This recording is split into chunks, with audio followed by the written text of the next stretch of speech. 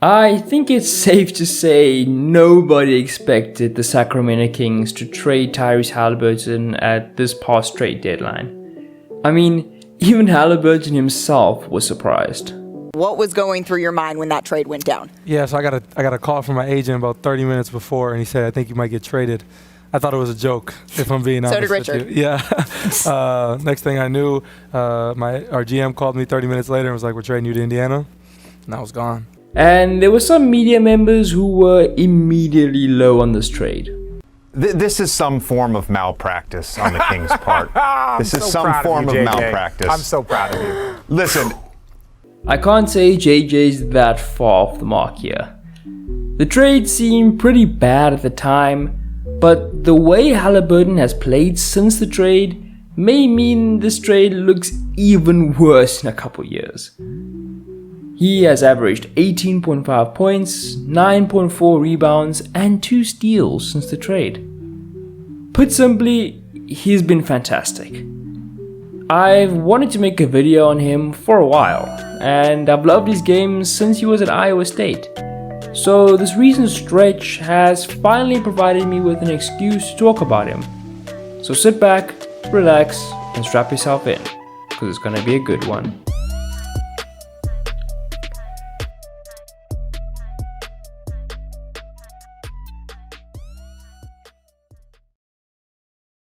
His pull-up shooting out of the pick and roll has been fantastic. Since the trade, he is shooting 43.3% on pull-up threes. Here, Bogdanovic gives him just an inch of space and he nails his pull-up jumper. Now, Trey doesn't do a good job of staying attached to him, but he still does his job. He's become very confident hitting these shots, and that confidence is key to shooting well in these situations. He's very patient and does this thing where he manipulates his defender further into screens, which gives him that extra little half second to get shots off. The three-point shooting in general has been really good. He's shooting 42.5% on threes since the trade. He's shooting 47.5% on threes off the catch, but only takes 1.6 per game. I'd expect the efficiency to go down with additional volume, but should the Pacers want to play him off the ball more, I think he could still be successful.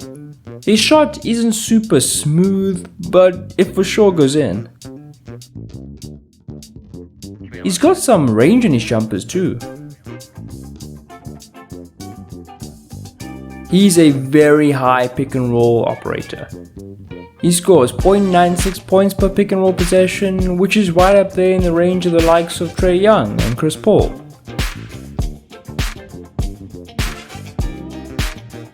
Yeah, he gets the screen from Isaiah Jackson and almost fakes a pass to the corner, which fools the defender and opens up a lane for him to attack and get this finish high for glass off. Here, the Spurs are defending an ice, but they leave the middle lane wide open, and Zach Collins isn't a good enough rim protector to make up for this, and Haliburton reads this and takes advantage. His floater really comes alive in the pick and roll too.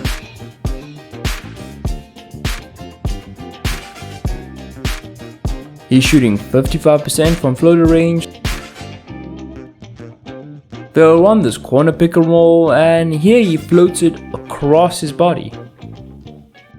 Here he drives out of the pick and roll and sees Landale just retreating into the paint, and he just floats it over him. And if it worked once, why not try it again? Here he attacks off the catch and he smokes Dean Wade with his crossover and then finishes it off with the floater. The mid-range has been a good counter out of these situations as well.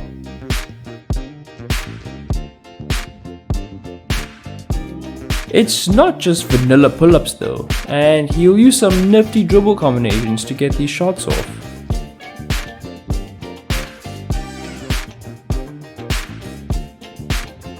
Here's behind the back into a free throw line midi.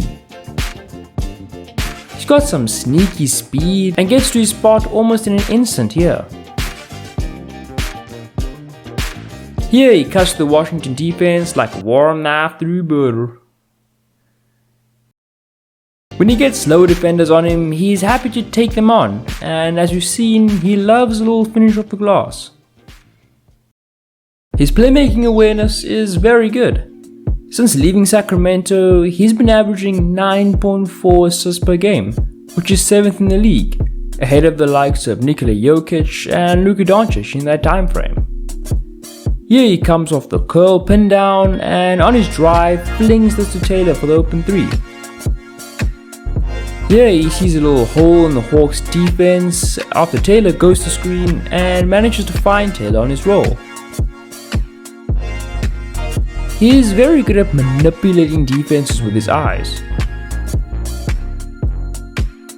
Here's a pick and roll scenario and he turns his body and looks at O'Shea Brissett on the perimeter before quickly pivoting and finding Jalen Smith on his roll. Just like his scoring, his playmaking out of the pick and roll is very well developed for his age. Isaiah Jackson and him have some nice chemistry, and that's a nice foundation for the Pacers to build off of.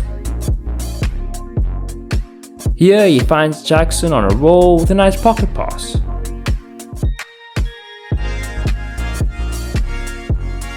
This time it's a money lob over the top. And then here's the full-on lob.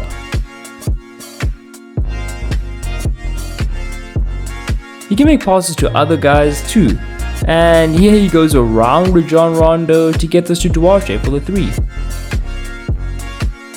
In this one, it's a pick and pop, and he finds Smith on the perimeter, but not before faking a jumper and opening up the shot even more for Smith. Here he attacks in the pick and roll, fakes the pocket pass, goes up like he's shooting, but actually it's a lob to Isaiah Jackson. His vision is on full display in this one. He gets in the pick and roll here, and because he's a threat to score and he can find his roller, those two options take priority for the defense. However, he also has the ability to make these kickouts to shooters on the perimeter. Here again, the threat of his scoring and passing creates secondary and tertiary opportunities for shooters.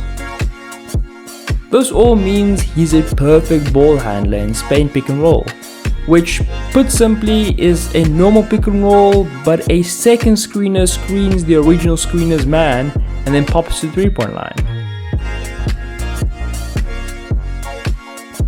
He's got these long go-ahead passes in his bag too.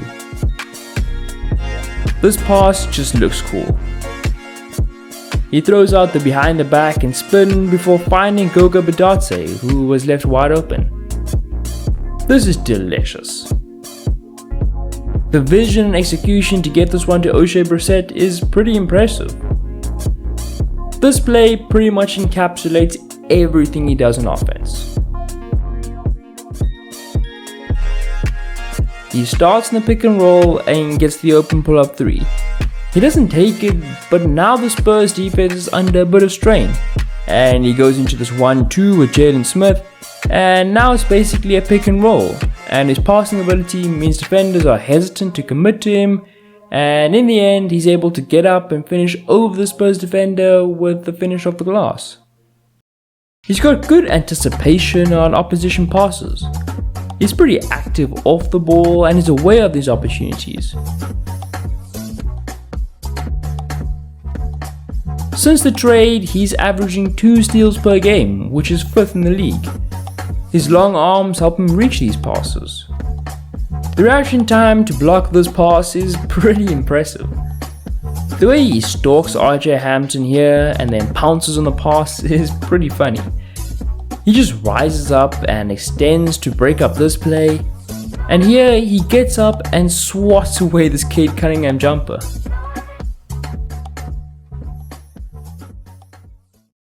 Overall, the future for Tyrese Halliburton and Indiana Pacers looks pretty bright based on what we've spoken about today. Haliburton's development so far, as well as his scalability, gets me at least pretty excited. His threat to score and play make, as well as his value as a defender off the ball, mean he can fit with a bunch of different versions of this Pacer team, and that should definitely make him a building block for this team moving forward. Well, that was all for this video. If you did enjoy, please put hit that like button, and until next time, it has been your boy, Zachary McAllister. Have a good day.